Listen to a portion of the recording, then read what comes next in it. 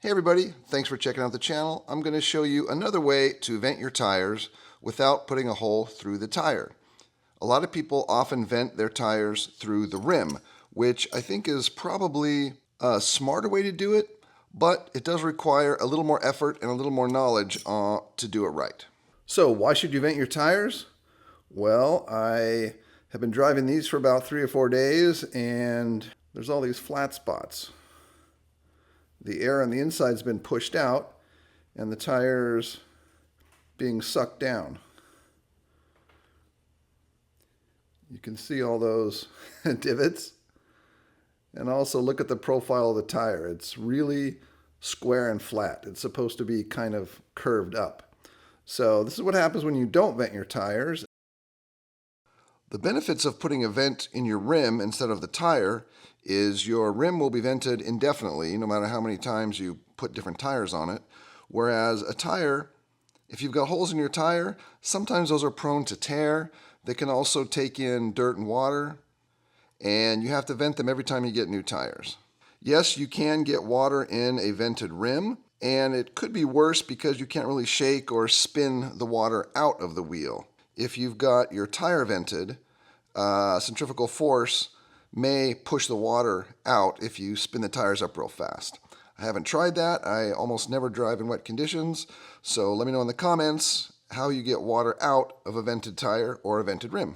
So for starters, I pretty much always use Crawler Innovation foams. They're simple. I know what I'm going to get. I know they work, and I just don't like to overthink my tire foams. So these always work, and they're always available, and I know exactly what I'm going to get from them, from the performance. I always run the dual stage foam. Sometimes I run the triple stage foam, which has an additional firmer black layer in here, but I find that it's not totally necessary and it's just more expensive. So I like these double deuce dual layer foams. And the outside is nice and soft. I usually run the white mediums in the rear and the green softs in the front. And the inside ring comes in two versions. This is called the comp cut. It's got extra grooves cut out of it to make it more compliant, and it comes in narrow or wide. So depending what tire you're running, depends which side you should run. I've got these narrower ones for Ibex, and I've got these wider ones for Hyrax. The diameters are different because this is for a 5.7, 5.8 tire, and this is for smaller 5 1/4 tire. So we're going to mount these up to a couple different rims and kind of see how it goes.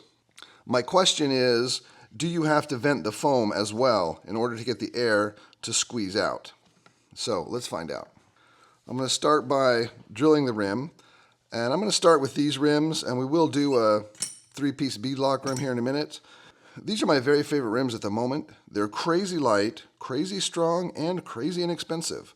Plus they have lots of clearance on the inside for weight hangers.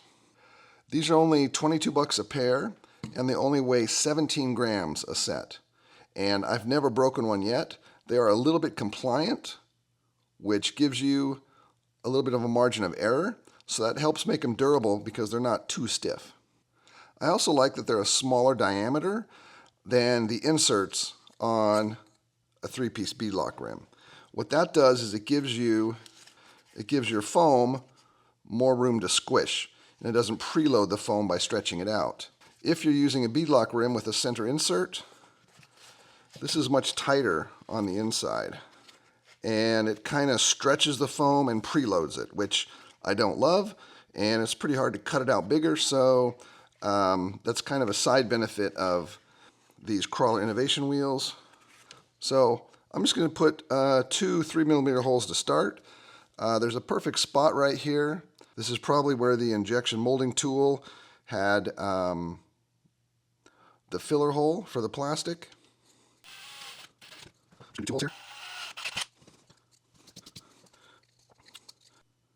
Let's start with a solid foam and see if there's enough air gap for it to breathe.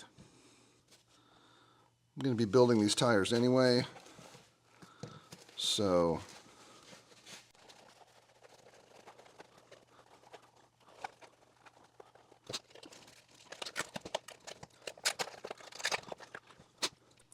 Now what I do is I put my thumbs on the inside and I try to pull the white out evenly on both sides. I'm basically putting my thumbs in and pulling the white to the outside of the gray. Because you can see, you can't always see the white foam in there, and you want to see a little bit of white all the way around.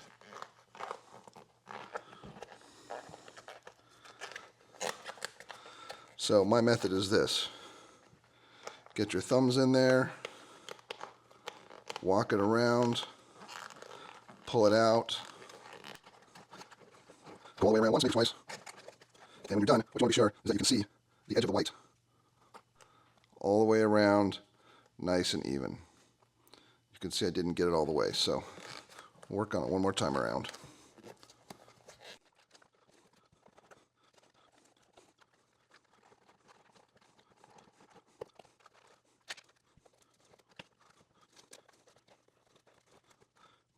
Okay, so now I'll put the rim in.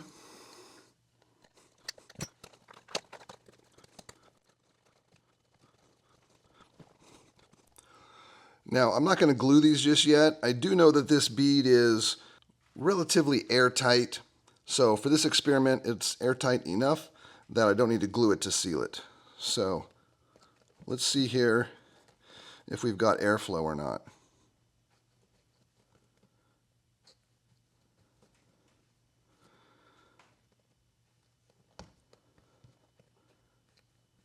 I'm not really hearing much airflow.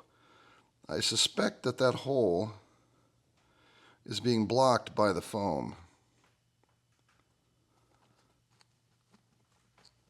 So let's put a vent in the foam and see if that changes things.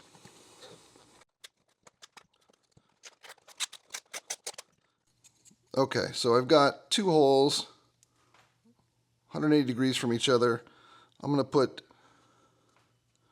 two holes in the foam. And I know I won't be able to see it later, so let me just mark where I'm going to put the holes.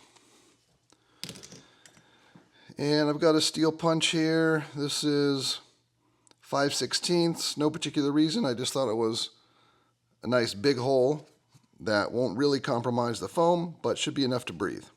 So let me punch a hole in these. So I'm just going to take the spot I marked, hold it flat.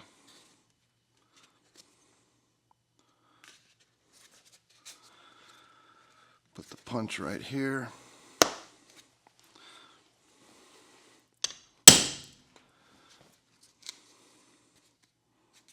All right. Do a second one here.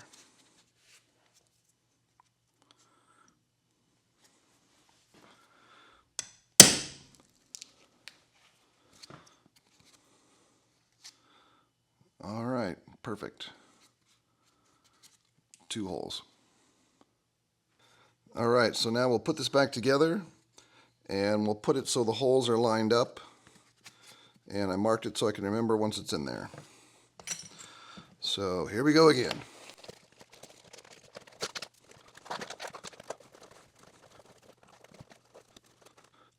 All right, so I got the holes right there. We'll try to line these up.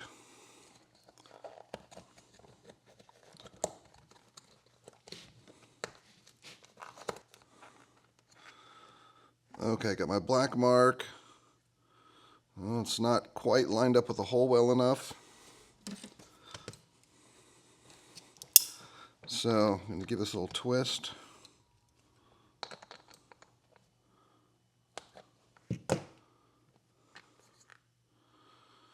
Still can't see the hole in there.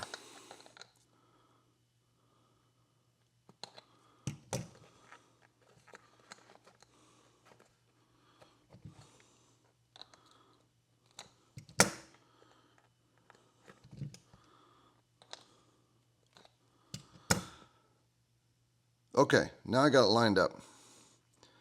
And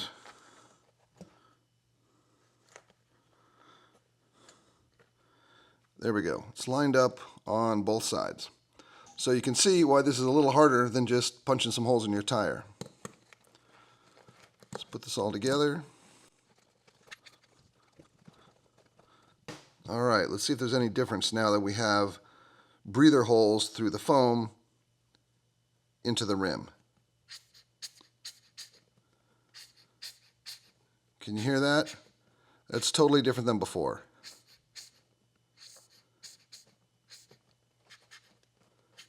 So I definitely have airflow now. That's great. And that's exactly what you want. Now let's look at a couple other scenarios. So the one question I have is this going to slip inside the tire under use? Probably not, but you never know. So what you could do is put a couple drops of glue in here. I have heard of people gluing their inserts to the rim to make sure it doesn't twist. Another possibility is you could take some skateboard grip tape and maybe put some grip tape on here. That should help prevent your foam from rotating. You probably just need a couple little patches. Again, this isn't something I've encountered or something I've had to do, but if you're concerned, a couple little patches of grip tape might put your mind at ease and keep these from rotating.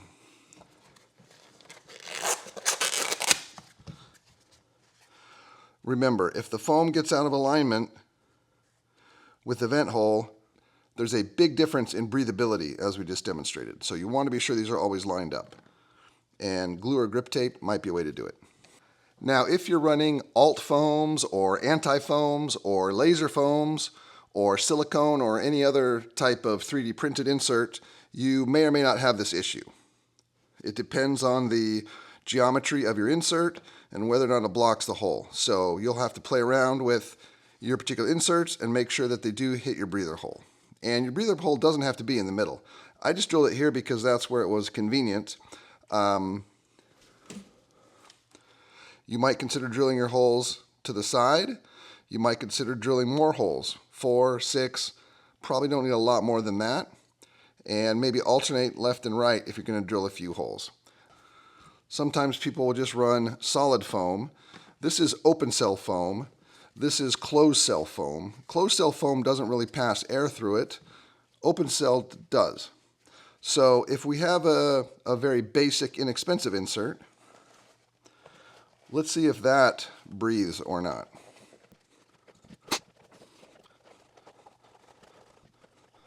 Okay, so now I just have open cell foam, no fancy closed cell internal, and let's put this in.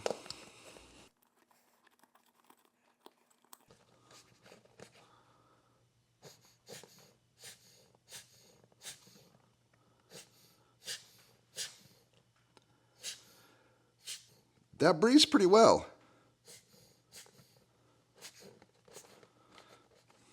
It does have a bit of a slow rebound, sucking the air back in, which might be a benefit. So it looks like the only real issue is blocking your holes with closed cell foam.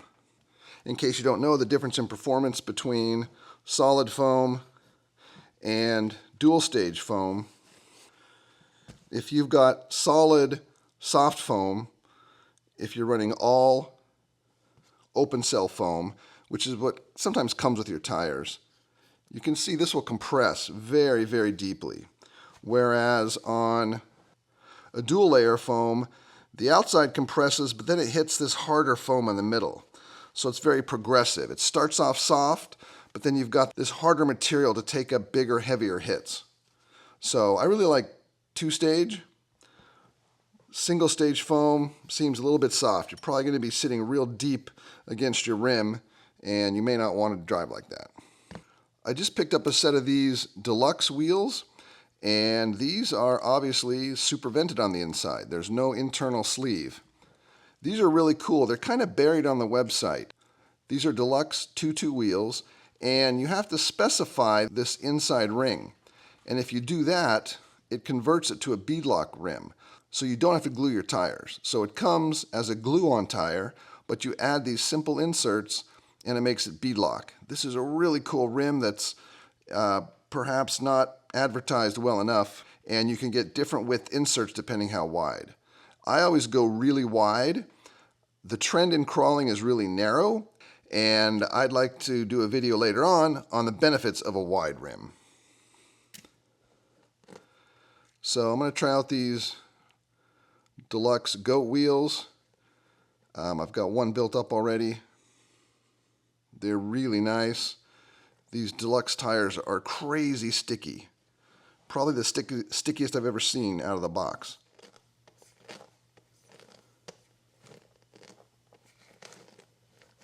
You can feel they're just like Velcro to each other.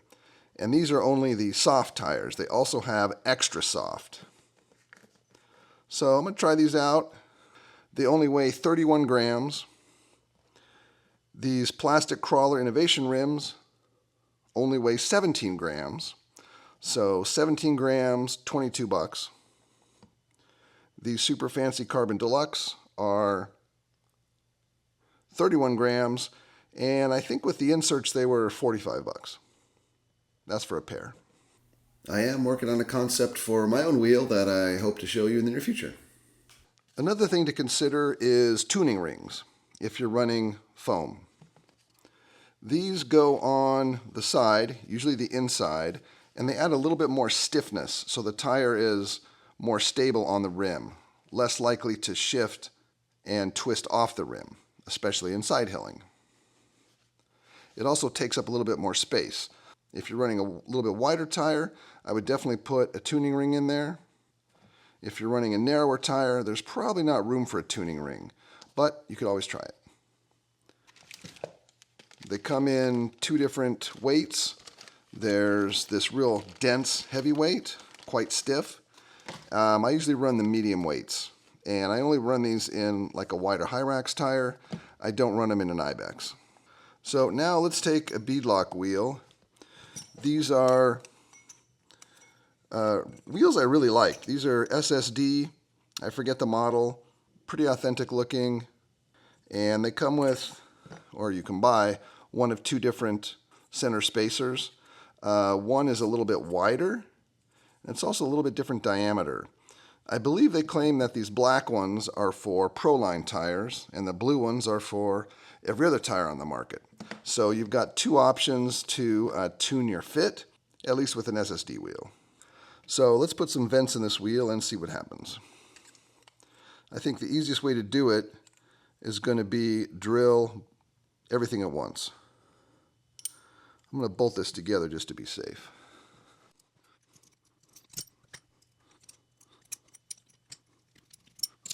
Now just put 2 screws in.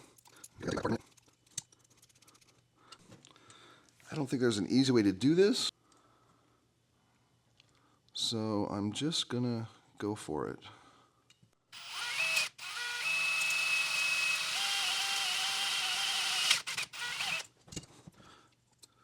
Oh, great eye, exactly where I wanted it.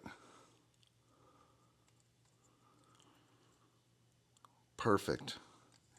You know what I'm going to do is I'm going to flip this around and use this as a template. Since I got it exactly where I wanted the first time, let's flip this 180,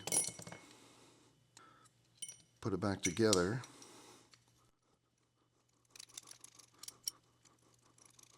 Okay, so now I've got a hole 180 from that hole. Nice.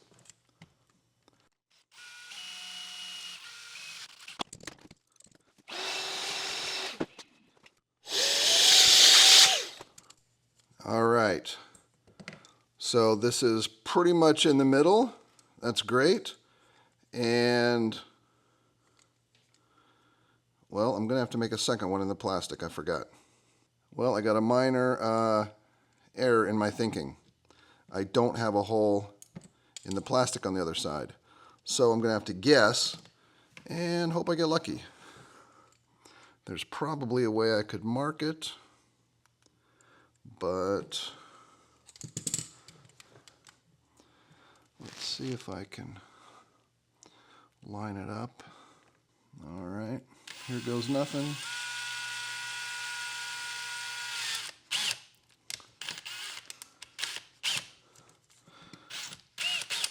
Ah, perfect. Today is really my lucky day.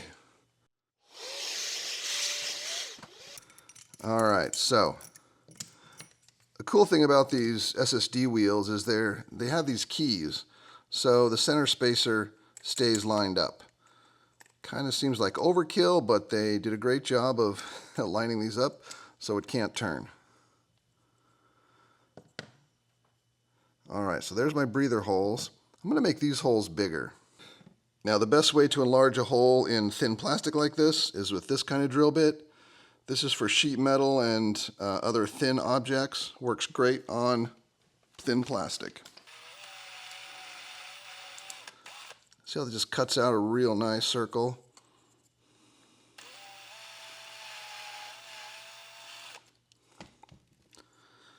All right, so I've got those a little bit bigger. It's going to make me feel better about the breathability. All right, let's put this thing together and see what we get. Oh, I got to take this apart again.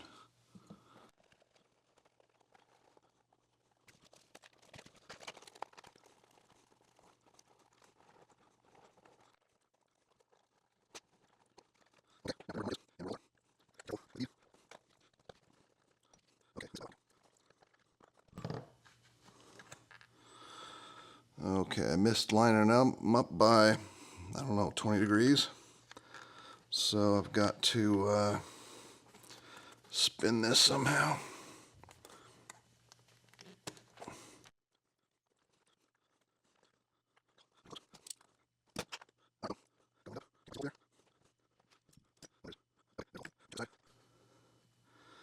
Okay, holes are lined up. Let's put these bead locks on, make sure these holes are lined up. As you can see, this is a lot trickier to do than just punching some holes in the tire, which is why it's probably a little less common. And you guys don't like gluing wheels. You think this is easier than gluing wheels? I submit that it is not. All right.